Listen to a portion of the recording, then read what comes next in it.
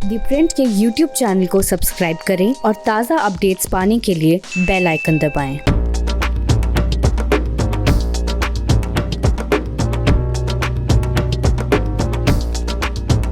मोदी सरकार जहां किसानों से निपटने में लगी हुई है, यानी कि जो फार्मर प्रोटेस्ट है उससे कैसे निपटा जाए, और लगातार अमित शाह से लेकर तमाम जो भारत सरकार के मंत्री हैं वो किसानों को समझाने बुझाने में लगे हुए हैं।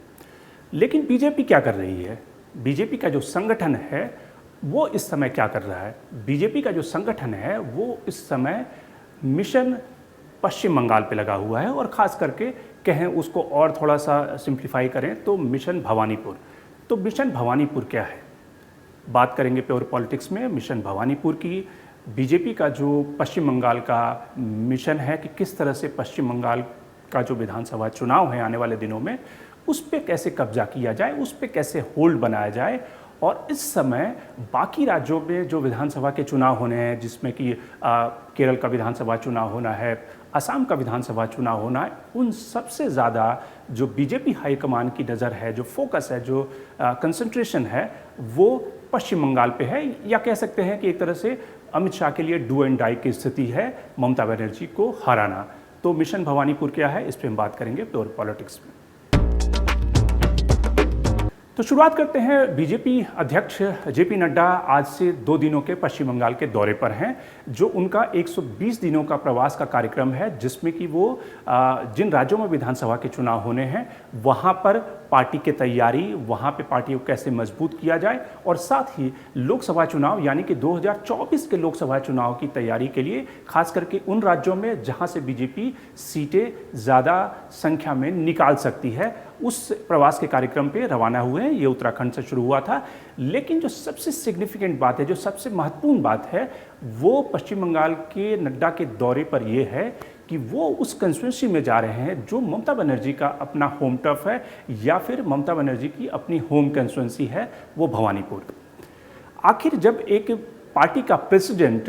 एक ऐसी कंस्टिट्यूंसी से कैंपेन को शुरू करता है जो कंस्टिट्यूंसी एक तरह से चीफ मिनिस्टर का सबसे स्ट्रांग होल्ड इलाका होता है, तो उसके मायने क्या हैं, उसके मैसेज क्या हैं, और क्या बीजेपी मिशन भवानीपुर के तहत ममता बनर्जी को पटक पाएगी, ममता बनर्जी को उनकी अपनी होम कंस्टिट्यूंसी में हरा पाएगी? तो इन सवालों का जवाब हम ढूंढने की कोशिश करते हैं। लेकिन पहले ये हम समझाते हैं कि भवानीपुर जो इलाका है वो ममता बनर्जी का स्ट्रॉन्ग होल्ड है। 2011 में बाईपोल हुआ था, और उस बाईपोल में पहली बार वो वहाँ से चुनाव जीती। जो उनके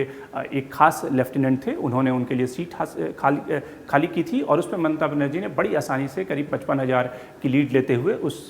बाईपोल इलेक्शन को जीत लिया था। दोबारा जब विधानसभा के चुनाव हुए 2017 में, तो उनके सामने जो कंटेंडर थे, तो बीजेपी की तरफ से चंद्र कुमार बोस 2017 में ममता बनर्जी को चुनौती दे रहे थे। कांग्रेस की तरफ से दीपा मुंशी थी, यानी कि प्रियंका दास मुंशी की पत्नी, जो कि कांग्रेस के काफ़ी पॉपुलर लीडर थे और केंद्र सरकार में मंत्री भी थे।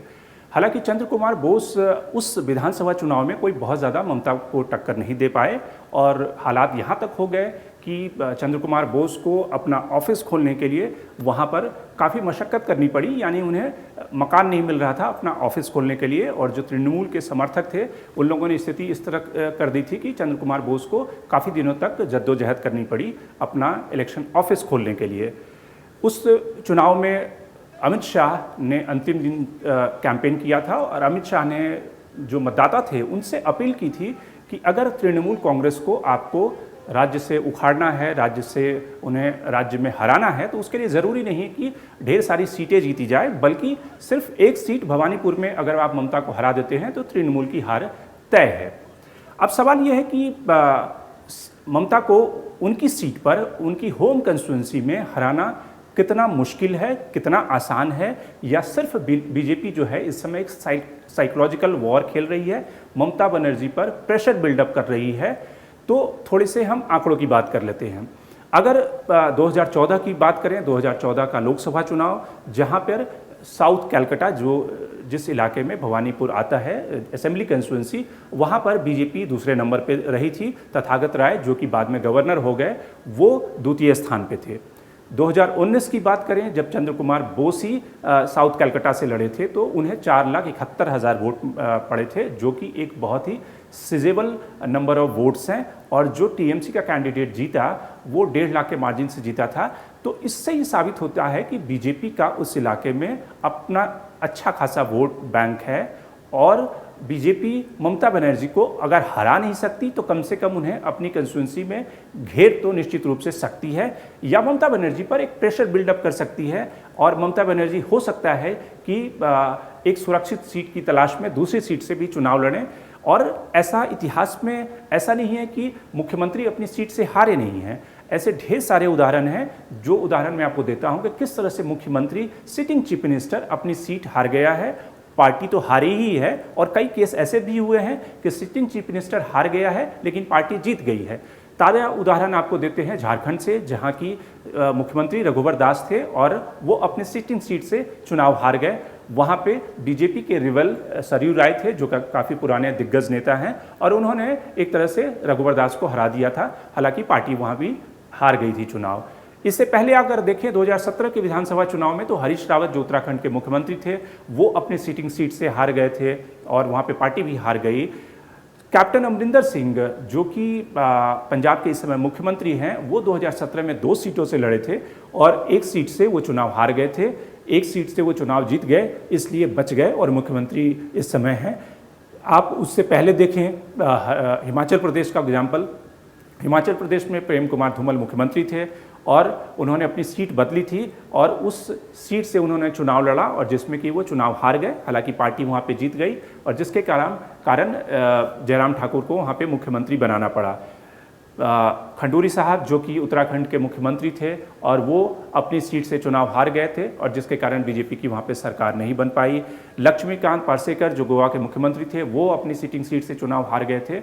तो ऐसे ढेर सारे उदाहरण हैं जहां पे मुख्यमंत्री अपनी सीटों से हारते रहे हैं। तो इसलिए बीजेपी को लगता है कि अगर भवानीपुर में ममता बनर्जी को घेरा जाए, साइकोलॉजिकल प्रेशर बनाया जाए, उनके ऊपर दबाव बनाया जाए, तो ममता बनर्जी आने वाले दिनों में गलतियां करेंगी और वो कहीं ना कहीं बीजेपी को एक विंडो देगा अपनी जो मिशन बंगाल को पूरा करने में। और इसलिए जेपी नड्डा सिर्फ भवानीपुर नहीं जा रहे बल्कि वो डायमंड हार्बर भी जा रहे हैं जो कि अभिषेक बनर्जी की कंस्टिट्यूंसी है, जो ममता बनर्जी के भतीजे हैं। तो कुल मिलाकर आप देख सकते हैं कि किस तरह से बीजेपी ममता बनर्जी की जो अपनी कोर कंस्टिट्यूंसी है, उनके भतीजे की जो कंस्टिट्यूंसी है, वहां पर सीधे हिट कर रही है, वहां पर सीधे टारगेट कर रही है ताकि एक तरह से राज्य में ये मैसेज जा सके कि बीजेपी एक तरह से ममता को हराने के लिए ये चुनाव लड़ रही है। दूसरा मैसेज ये है कि ममता बनर्जी के ऊपर दबाव बन सके और बीजेपी भवानीपुर में अगर तृणमूल कांग्रेस के कुछ लीडर को तोड़ने में कामयाब हो जाती है, जिसमें कि ढेर सारे ऐसे नाम हो सकते हैं, जिसमें कि शुभेंदु अधिकारी भी हो सकते हैं, तो कहीं ना कहीं ममता बनर्जी के ऊपर एक प्रेशर बनेगा और ममता बनर्जी के कैंप में घबराहट होगी, भगदड़ होगी और ममता बनर्जी एक तरह से चुनाव हारने की दिशा में आगे बढ़ सकती हैं। ये अलग बात है, ये ध्यान रखने वाली बात है कि बीजेपी को जो सफलता मिली थी वो लोकसभा चुनाव में सफलता मिली थी। 18 सीटें जो बीजेपी जीती थी वो लोकसभा में बीजेपी जीती थी नरेंद्र मोदी के नाम पर। राज्य के विधानसभा चुनाव का जो अभी तक का ट्रेंड रहा है, वहाँ पे जो रीजनल छत्रप हैं उनको हराना बहुत आसान नहीं है, क्योंकि नरेंद्र मोदी की ब्रांड इक्विटी के बावजूद, उनकी पॉपुलैरिटी के बावजूद जो विधानसभा में जो वोटिंग का पैटर्न है वो राज्य की जनता, वहाँ की स्थानीय लीडरशिप, स्थानीय नेतृत्व पर वोट करता है, न कि प्रधानमंत्री नरेंद्र मोदी के नाम पर। हालांकि कुछ स्टेट उसमें एक्सेप्शन भी रहे हैं, जैसे बिहार का एग्जाम्पल, जहाँ पे जनता ने नरेंद्र मोदी के नाम पे वोट दिया। तो पश्चिम बंगाल में बीजेपी को लगता है कि वहाँ पर ममता बनर्जी का जो मिसमैनेजमेंट है, जो करप्शन है और जिस तरह से बीजेपी वहाँ पे अग्रेसिव होकर चुनाव लड़ रही है, वो कहीं ना कहीं ममता बनर्जी को डेंट करेगा। ये अलग बात है कि पिछले विधानसभा चुनाव में बीजेपी का बहुत खराब प्रदर्शन रहा था, लेकिन लोकसभा में बहुत अच्छा प्रदर्शन रहा था। अब भवानीपुर के अलावा जो बीजेपी का जो मिशन बंगाल की जो स्ट्रैटेजी है, उसमें बीजेपी ने अपने सारे केंद्रीय मंत्री, राज्य के मंत्री, कॉरपोरेशन के चेयरमैन और इसके अलावा पार्टी के जितने भी नेता हो सकते हैं उन सबको कहा है कि पश्चिम बंगाल में कैंप करने के लिए। गुजरात का आपको अमिताभ बच्चन का एक ऐड याद होगा जिसमें अमिताभ बच्चन कहते थे कि कुछ दिन तो गुजारो गुजरात में। तो उसी तरह से बीजेपी ने सभी लीडर को कहा है कुछ दिन तो गुजारो पश्चिम बंगाल में। आप पश्चिम बंगाल जाकर वहाँ पर प्रवास करें, वहाँ पर जनसंपर्क करें, घर घर जाकर लोगों से मिलें, केंद्र सरकार की उपलब्धि बताएं, ममता बनर्जी की आलोचना करें। तो इस तरह से कुल मिलाकर आने वाले दिनों में बीजेपी का एक बहुत बड़ा लीडरशिप, यानी कि कह सकते हैं कि मोर देन 1000 यानी कि 1000 से ज़्यादा नेता एक समय में पश्चिम बंगाल में काम कर रहे होंगे, जो ममता बनर्जी को हराने के लिए उस स्ट्रैटेजी मिशन बंगाल पे जो अमित शाह का ग्रैंड प्लान है उस पे काम कर रहे होंगे। तो आप हमारे YouTube चैनल को सब्सक्राइब करना ना भूलें और हमारे साथ जुड़े रहें, अपनी कमेंट रिएक्शन हमें लगातार भेजते रहें। शंकर अनिमेश 10।